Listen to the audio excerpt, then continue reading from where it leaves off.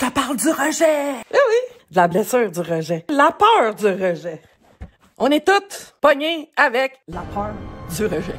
Oui, je te parle de 6 signes qui démontrent que tu as la blessure du rejet ou la peur du rejet.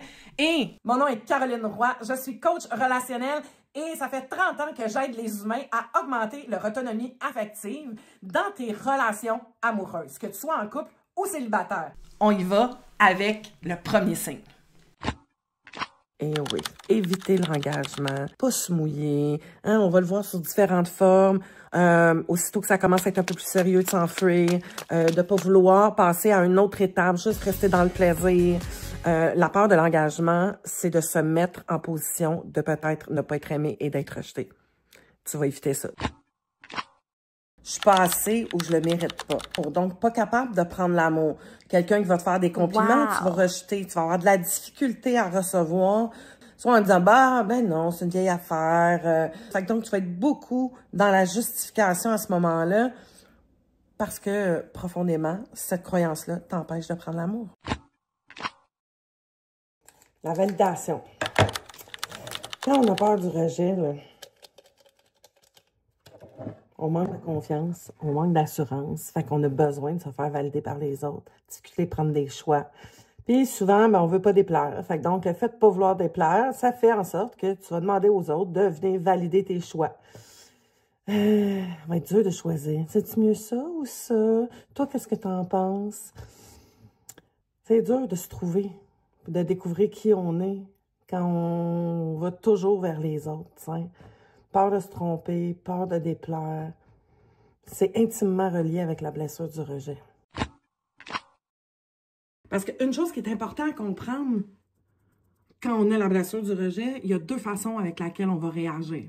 2 façons, ça va être soit je vais tout faire pour me faire rejeter, comme ça que ça va venir valider que j'ai raison d'avoir peur. La deuxième, c'est que je vais tout faire pour pas me faire rejeter. Un autre signe que j'ai envie de te parler, c'est faire passer des tests. Ben oui!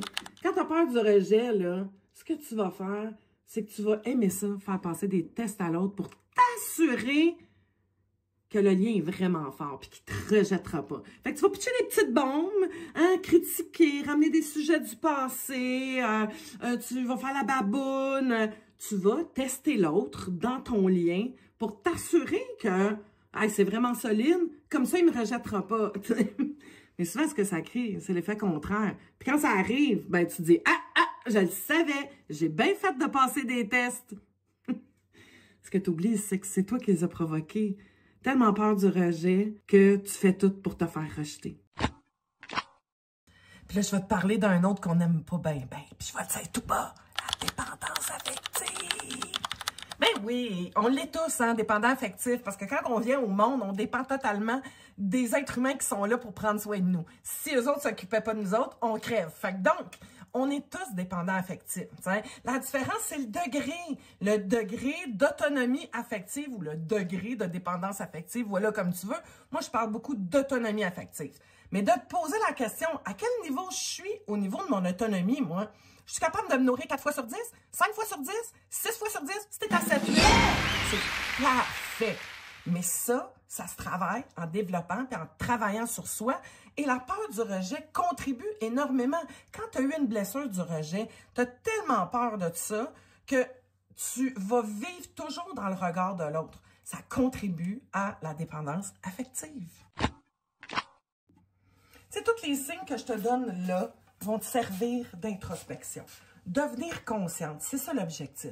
Plus tu vas être consciente de comment tu réagis dû à cette blessure-là, plus tu vas être en maîtrise. Parce que tu ne peux pas travailler quelque chose que tu ne vois pas et que tu ne connais pas de toi. C'est impossible de le transformer. Donc, la première étape, c'est de le conscientiser. Et c'est ce que tu es en train de faire en regardant cette vidéo-là. En passant, je t'invite à t'abonner. Si jamais tu n'es pas abonné, vas-y tout de suite. Comme ça, tu vas voir tous les autres trucs, astuces et tout ce que je sors en vidéo sur ma chaîne YouTube tu vas recevoir des notifications.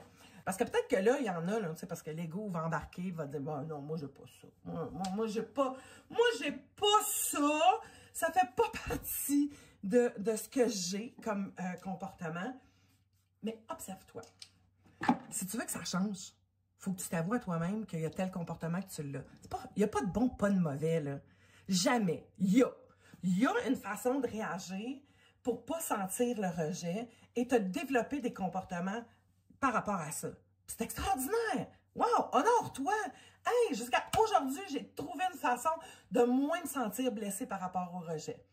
Mais aujourd'hui, tu te rends compte que ça brime ta liberté, que tu n'es plus bien là-dedans, puis que tu as envie que ça change.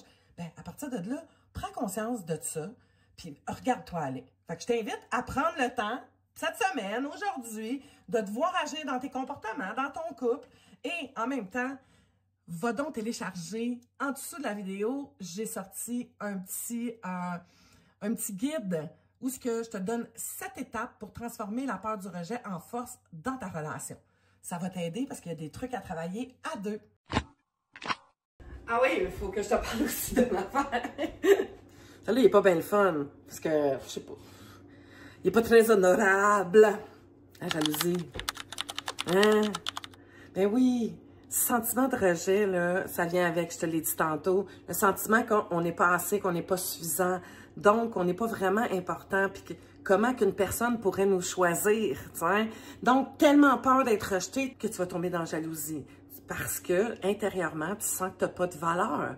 Fait que tu es convaincu que la personne qui partage ta vie va le voir aussi, puis va aller ailleurs. Fait que si la personne avec qui t'es, puis tu partages ta vie, est en train de faire son téléphone dans les mains, part arrêt, par un message, ça va venir te coincer. S'il parle trop longtemps avec quelqu'un dans une soirée ou un souper, ça va venir te gosser, t'sais. Ça fait partie des signaux que la peur du rejet, puis la blessure du rejet, tu l'as en toi. Mais ça va aller, je te le dis.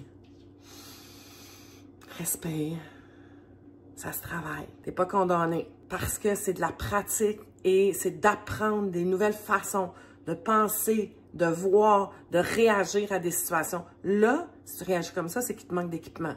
T'as pas la conscience. On commence par première étape, prendre conscience que je porte cette blessure-là, puis que moi, je run sans peur du rejet. Puis après, des outils pour transformer ça. Je te le dis, ça se fait. Respire.